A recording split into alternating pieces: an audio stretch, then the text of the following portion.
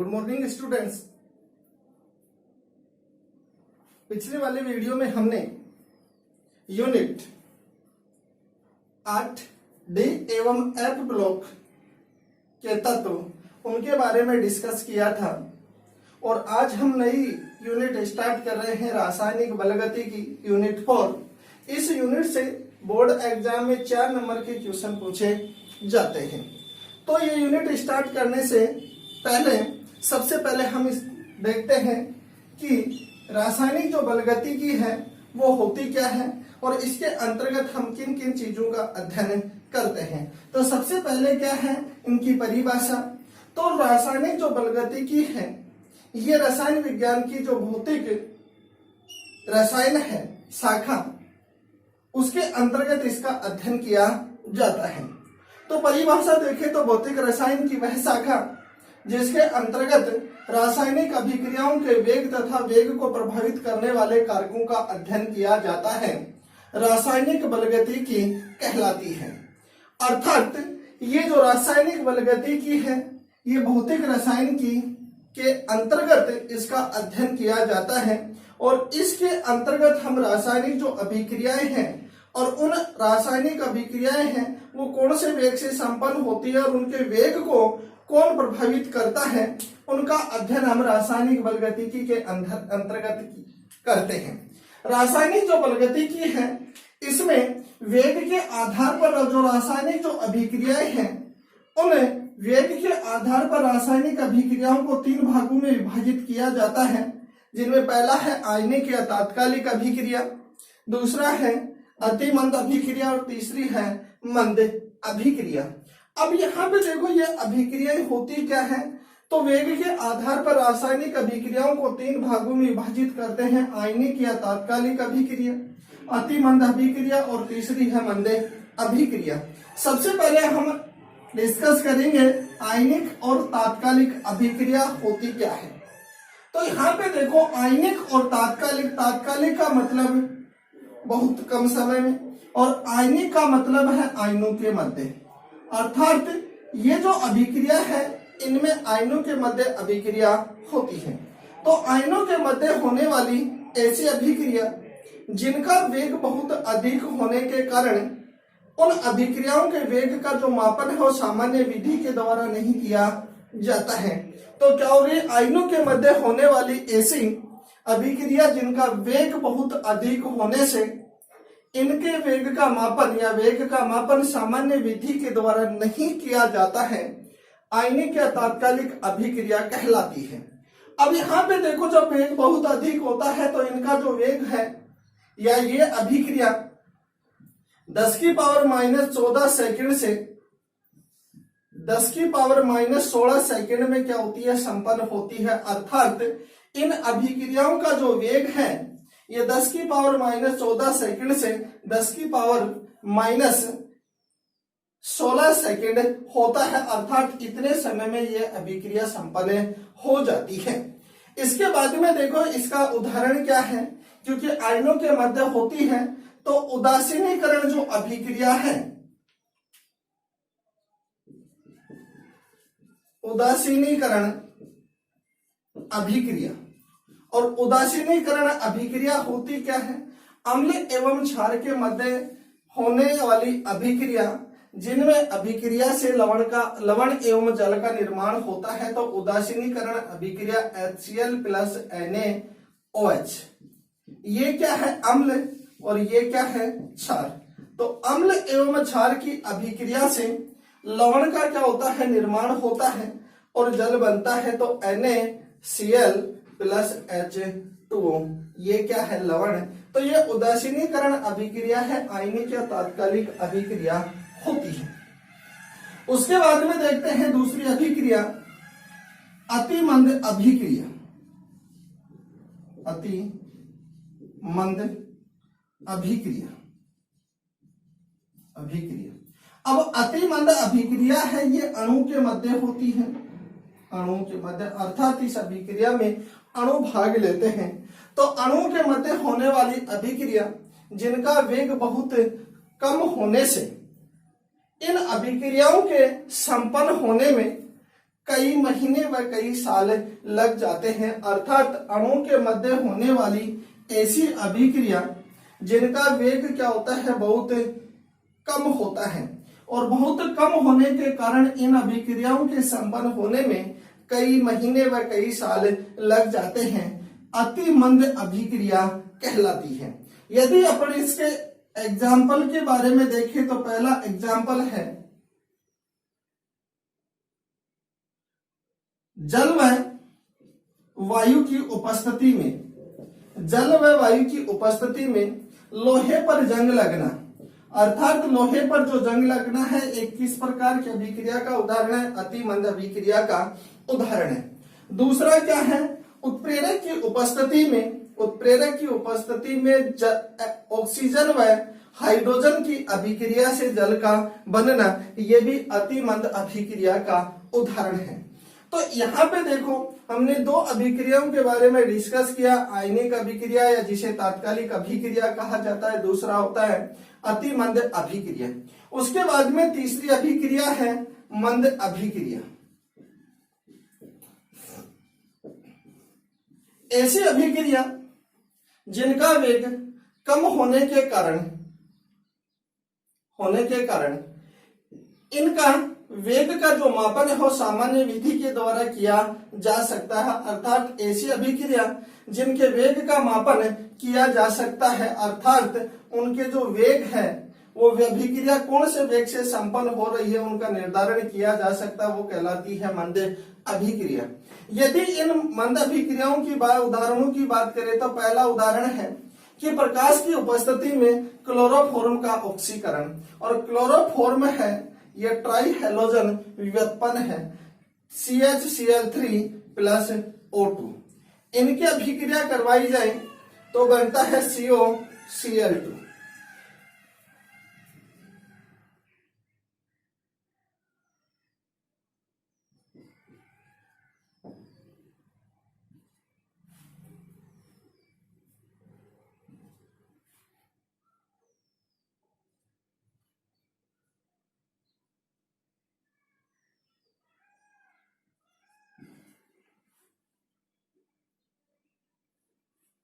तो यहां पे देखो कि प्रकाश की उपस्थिति में यदि क्लोरोफॉर्म का ऑक्सीकरण किया जाए तो फोस्जीन गैस का क्या होता है, निर्माण होता है। फोस्जीन गैस है ये एक विषैली गैस होती है। तो यहाँ पे क्लोरोफॉर्म का जो ऑक्सीकरण है ये एक मंद अभिक्रिया का उदाहरण है। दूसरा क्या है कि अम्ल एवं अल्कोहल की अभिक्रिया से एस्टर का बनना, ये भी एक मंद अभिक्रिया का उदाहरण है। तो यहाँ पे देखो कि रासायनिक बलगति की परिभाषा और परिभाषा के बाद में वेग के आधार पर जो रासायनिक अभिक्रियाएं हैं उनको तीन भागों में क्या किया गया है, विभाजित किया गया है। उन तीनों प्रकारों के बाद में अपन स्टार्ट करते हैं रासायनिक अभिक्रिया का वेग। रासायनिक अभिक्रिया का वेग या रासायनिक अभिक्रिया वेग। रासायनिक अभिक्रिया का जो वेग है ये देखते हैं तो यहाँ पे देखो A+B = C+D। ये देखो अभिक्रिया में क्या होता है, लेने वाले जो पदार्थ होता है, अभिक्रिया में भाग लेने वाले जो पदार्थ है ये होते हैं क्रियाकारक, और क्रियाकारकों की अभिक्रिया से बनने वाले जो पदार्थ उनको कहा जाता है उत्पाद। तो समय के साथ क्रियाकारक है उत्पाद में बदलते हैं तो इनकी सांद्रता में क्या होती है, समय के साथ कमी, जबकि उत्पादों की सांद्रता में क्या होती है, वृद्धि।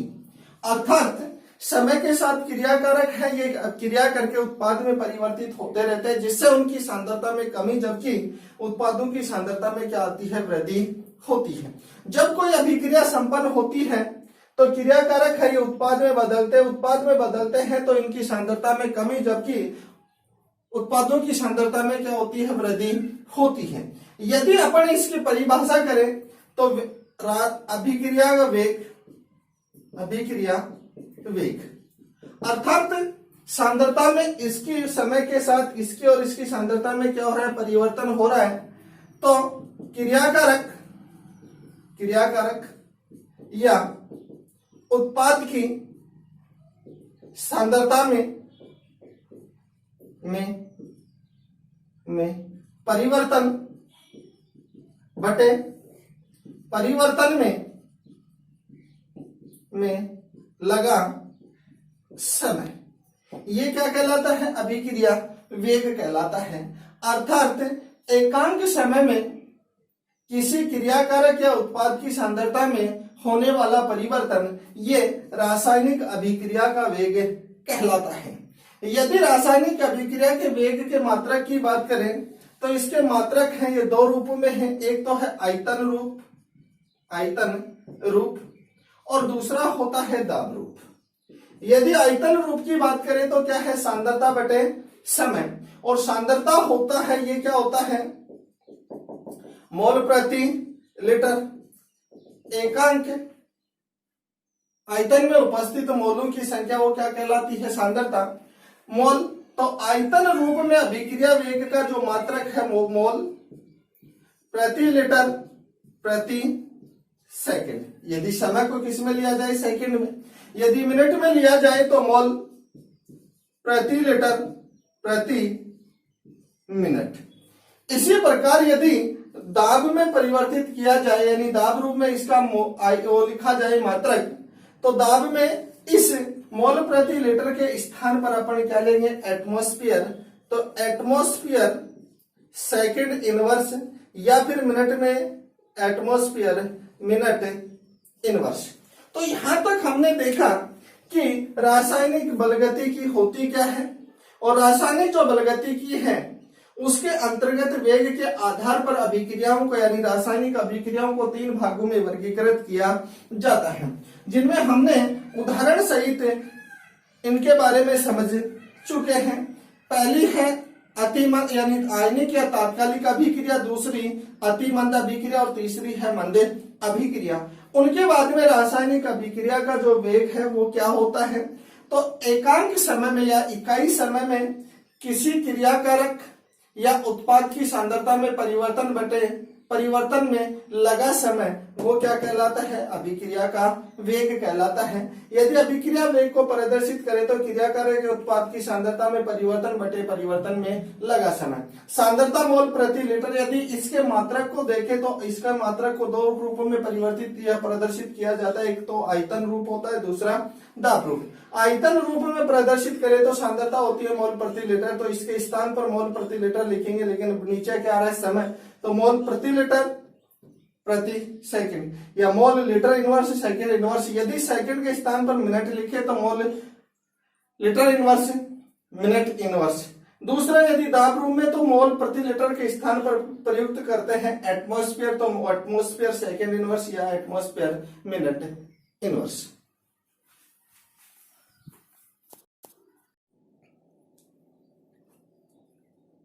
Good afternoon students. पिछले वाले वीडियो में हमने लेंथेनॉइड संकुचन क्या है, लेंथेनॉइड संकुचन है उसके क्या कारण है, तो लेंथेनॉइड जो संकुचन है उनके कारणों के बारे में हमने 2 कारणों के बारे में डिस्कस किया था, जिनमें पहला था नाभिकीय आवेश और सेकंड था परिरक्षण प्रभाव। उसके बाद में लेंथेनॉइड जो संकुचन है उसके क्या प्रभाव हैं, उन प्रभावों में हमने 3 प्रभावों के बारे में समझा था, और लास्ट में हमने टॉपिक लिया था लेंथेनॉइडों के उपयोग या लेंथेनॉइड तत्वों का क्या उपयोग होता है। तो उन उपयोगों के बाद में हमने स्टार्ट किया है आज एक्टिनॉइड श्रेणी की। जो एफ ब्लॉक जो तत्व हैं उन एफ ब्लॉक में 28 तत्वों को सम्मिलित किया जाता है। उन 28 तत्व हैं उनको 2 श्रेणियों में वर्गीकृत करते हैं, जिनमें पहला है लेंथेनॉइड श्रेणी और दूसरी है एक्टिनॉइड श्रेणी। लेंथेनॉइड श्रेणी में भी 14 तत्व सम्मिलित हैं, तो एक्टिनॉइड श्रेणी में भी 14 तत्व सम्मिलित किए जाते हैं। तो यहाँ पे देखो लेंथेनॉइड जो श्रेणी है ये श्रेणी क्या है, तो अगर इसको परिभाषित करें तो लेंथेनॉइड श्रेणी में प्रवेश करने वाला जो इलेक्ट्रॉन है अंतिम इलेक्ट्रॉन 5f कोष में क्या करता है? प्रवेश करता है। तो तत्वों की ऐसी श्रेणी जिसमें अंतिम इलेक्ट्रॉन 5f कोष में प्रवेश करता है एक्टिनॉइड श्रेणी कहलाती है। एफ ब्लॉक जो तत्व है इन एफ ब्लॉक तत्वों को आंतरिक संक्रमण तत्व भी कहा जाता है। तो एक्टिनोइड श्रेणी लैंथेनोइड श्रेणी के बाद दूसरी श्रेणी है। तो एक्टिनोइड जो श्रेणी है, इस एक्टिनोइड श्रेणी को सेकंड अंतर संक्रमण श्रेणी या 5F श्रेणी भी कहा जाता है। इसके बाद में क्या है कि जो एक्टिनोइड जो श्रेणी है में उपस्थित जो तत्व है, ये एक्टिनियम के बाद उपस्थित होने के कारण इन्हें एक्टिनोन कहा जाता है। एक्टिनोइड श्रेणी में सम्मिलित तत्वों की कुल संख्या 14 होती है। एक्टिनोइड जो श्रेणी है, इस श्रेणी का जो सामान्य इलेक्ट्रॉनिक विन्यास है, ये 5F 1 से 14, 6D 0 से 1 और 7S2 होता है। एक्टिनोइड श्रेणी में जो सम्मिलित जो तत्व है, ये परमाणु क्रमांक 90 से 103 परमाणु क्रमांक तक के तत्व सम्मिलित किए गए हैं, जिनमें से 90 परमाणु क्रमांक थोरियम का जबकि 103 परमाणु क्रमांक लोरेंशियम का होता है। तो ये तो हो गई कि एक्टिनोइड जो श्रेणी है उनका सामान्य परिचय, कि उसमें 14 तत्व सम्मिलित होते हैं, सामान्य इलेक्ट्रॉनिक विन्यास क्या होता है और कहां से कहां तक के परमाणु क्रमांक या तत्व इसमें सम्मिलित किए जाते हैं। इसके बाद में अपन लेते हैं एक्टिनोइड श्रेणी का इलेक्ट्रॉनिक विन्यास। तो यहाँ पे देखो, जो एक्टिनोइड जो श्रेणी का जो इलेक्ट्रॉनिक विन्यास है, तत्व जो इसमें सम्मिलित हैं, उन तत्वों का यदि इलेक्ट्रॉनिक विन्यास देखा जाए तो एक्टिनियम के क्या होते हैं, बाद उपस्थित होते हैं और एक्टिनियम का परमाणु क्रमांक होता है 89। यदि इसका संयोजी इलेक्ट्रॉनिक विन्यास लिखे तो इससे पहले है उत्कृष्ट गैस तत्व रेडोन, जिसका है परमाणु क्रमांक 86। उसके बाद में है 5D0 5F0 6D1 7S2। ये क्या होता है, एक्टिनियम का इलेक्ट्रॉनिक विन्यास। लेकिन यहां पे देखें कि इसके बाद उपस्थित जो तत्व हैं, ये एक्टिनोइड श्रेणी के तत्व कहलाते हैं। तो यदि परमाणु क्रमांक की बात करें तो 90 से 103। अगर इनकी बात करें तो सामान्य इलेक्ट्रॉनिक विन्यास इनका होता है 5D या 5F 1 से 12 14, 6D 0 से 1 और 7S2। बात करें कि परमाणु क्रमांक जो 90 है और कहां तक स्टार्ट है, 103 तक, यानी 90 से स्टार्ट होकर के 103 परमाणु क्रमांक के जो तत्व हैं, ये एक्टिनोइड श्रेणी में सम्मिलित किए गए हैं। तो 90 है thorium, protactinium, uranium, neptunium, plutonium, americium, curium, berkelium, californium, einsteinium, fermium, mendelevium, nobelium और लोरेंशियम। यदि इसके इलेक्ट्रॉनिक विन्यास की बात करें तो ये तो क्या है, एक्टिनियम का प्रवेश किसमें कर रहा है, 6D में। तो एक्टिनोइड जो श्रेणी है, इस श्रेणी में 5F और 6D उपकोष की ऊर्जा में बहुत कम अंतर होता है और कम अंतर होने के कारण 6D उपकक्षक या उपकोष के जो इलेक्ट्रॉन है या उपस्थित इलेक्ट्रॉन 5F उपकोष में स्थायित्व के आधार पर संक्रमण कर जाते हैं, अर्थात इससे इसमें और इससे इसमें ये स्थायित्व के आधार पर संक्रमण करते हैं, क्योंकि दोनों की ऊर्जा में बहुत कम अंतर पाया जाता है। यहां पे देखो कि थोरियम है, थोरियम का यदि अपन देखें, रेडोन 86 6D2 7S2। लेकिन रेडोन के बाद उपस्थित प्रोटेक्टिनियम, यूरेनियम और नेपच्यूनियम, इन तीन तत्वों में जैसे ही इसमें इलेक्ट्रॉन जाता है 6D में, इनकी ऊर्जा 5F कक्षकों की तुलना में क्या हो जाती है, अधिक हो जाती है। तो आने वाला जो इलेक्ट्रॉन है वो 5F उपकोष में प्रवेश करता है और इस 6D में केवल एक इलेक्ट्रॉन उपस्थित होता है।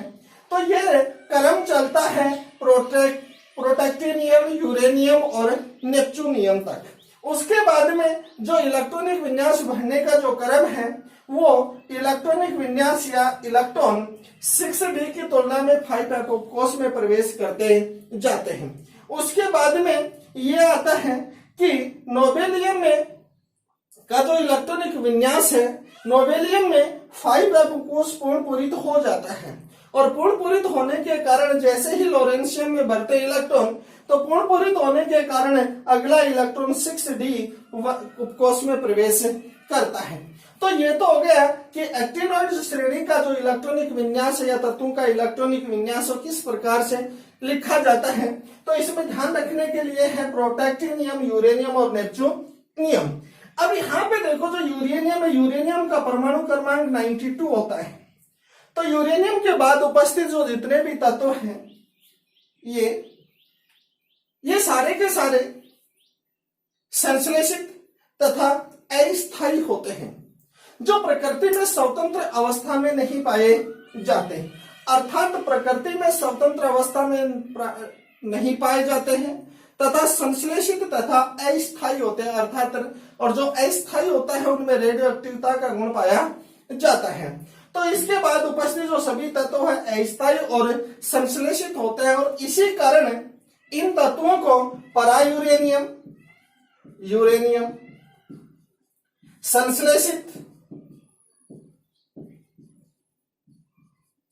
ट्रांस यूरेनिक और चौथा है अति भारी तत्व कहा जाता है। अर्थात यूरेनियम के बाद उपस्थित जो जितने भी तत्व हैं प्रकृति में स्वतंत्र अवस्था में नहीं पाए जाते और स्वतंत्र अवस्था में नहीं पाए जाने के कारण इन तत्वों को कहा जाता है परायूरेनियम, संश्लेषित, ट्रांस यूरेनिक और अति भारी तत्व। जो राजस्थान बोर्ड यानी आरबीएससी के एग्जाम में 1-2 साल पहले पूछा गया था कि 2 अति भारी तत्वों के नाम लिखिए, तो अति भारी तत्व प्रायूरेनियम तत्व, ट्रांसयूरेनिक तत्व और संश्लेषित तत्व, ये तीनों या चारों एक ही होते हैं। उसके बाद में देखो ये तो हो गया एक्टिनॉइड श्रेणी का इलेक्ट्रॉनिक विन्यास। लास्ट का जो अपना टॉपिक बचा हुआ है वो है कि लैंथेनॉइड और एक्टिनॉइड जो तत्व हैं उनमें क्या अंतर है। तो जिस प्रकार से लैंथेनॉइड जो श्रेणी के जो तत्व हैं उन तत्वों की सामान्य ऑक्सीकरण अवस्था +3 होती है, उसी प्रकार एक्टिनॉइड श्रेणी में उपस्थित जो तत्व हैं ये भी +3 ऑक्सीकरण अवस्था यानी सामान्यतः +3 ऑक्सीकरण अवस्था प्रदर्शित करते हैं।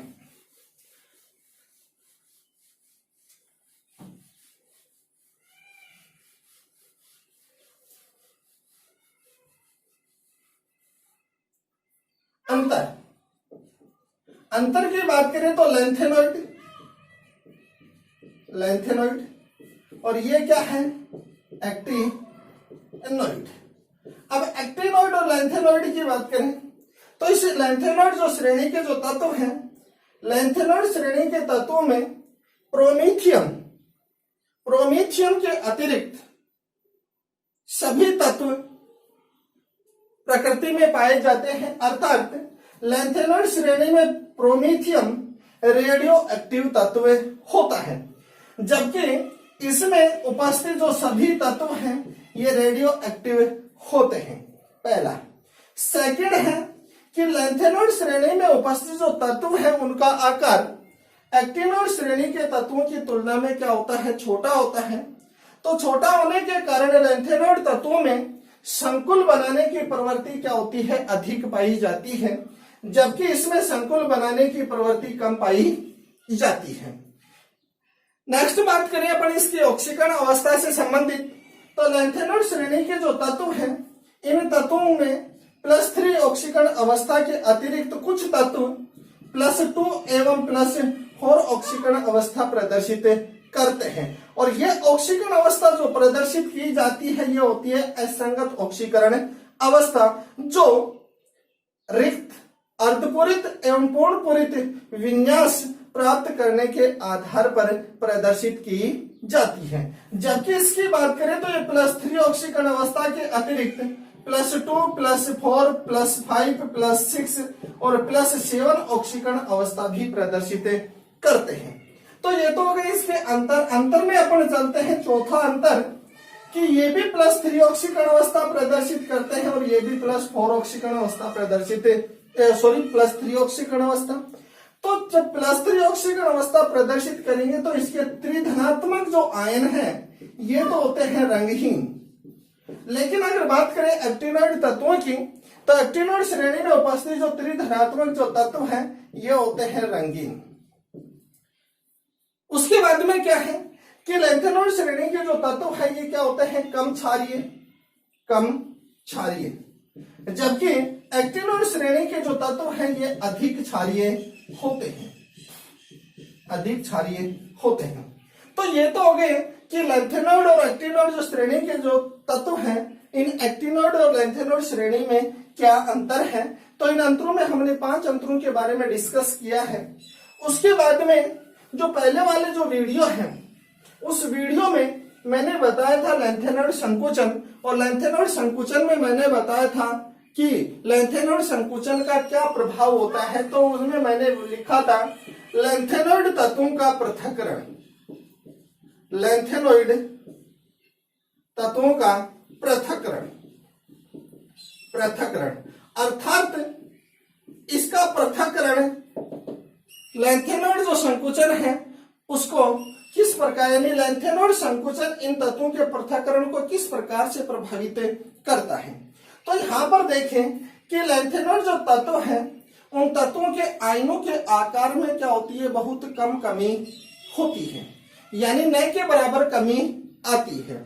और न के बराबर कमी आने के कारण इनके रासायनिक गुण हैं ये लगभग क्या होती है, यानी इनके रासायनिक गुणों में क्या पाई जाती है, समानता पाई जाती है। और रासायनिक गुणों में समानता पाई जाने के कारण इनका आसानी से पृथक्करण नहीं किया जा सकता। अब होता क्या है कि लैंथेनॉइड संकुचन के कारण इन तत्वों के आकार में क्या होती है, कमी होती है। और कमी होने के कारण होगा क्या कि जब आकार में कमी होगी तो इनकी संकुल बनाने की प्रवृत्ति और इनकी जो विलेयता है उस विलेयता में क्या आ जाती है, भिन्नता आ जाती है। और इन दोनों में भिन्नता आने के कारण ही इन तत्वों का आसानी से क्या किया जा सकता है, पृथक्करण किया जा सकता है। तो एक तो क्या है कि इन तत्वों को किस प्रकार से पृथक्करण किया जा सकता है। उसके बाद में हमने 4D और 5D कि थर्ड एवं सेकंड जो संक्रमण जो श्रेणी है उनके तत्वों के आकार में क्या होती है, समानता पाई जाती है।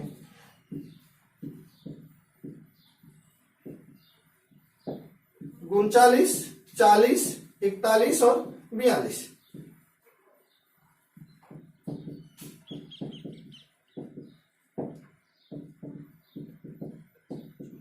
ये क्या है कि ये तो है सेकंड संक्रमण श्रेणी और ये क्या है, थर्ड संक्रमण श्रेणी।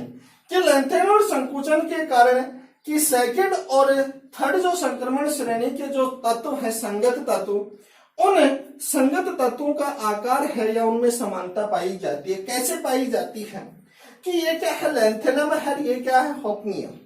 इन दोनों तत्वों के बीच में आते हैं लैंथेनॉइड तत्व।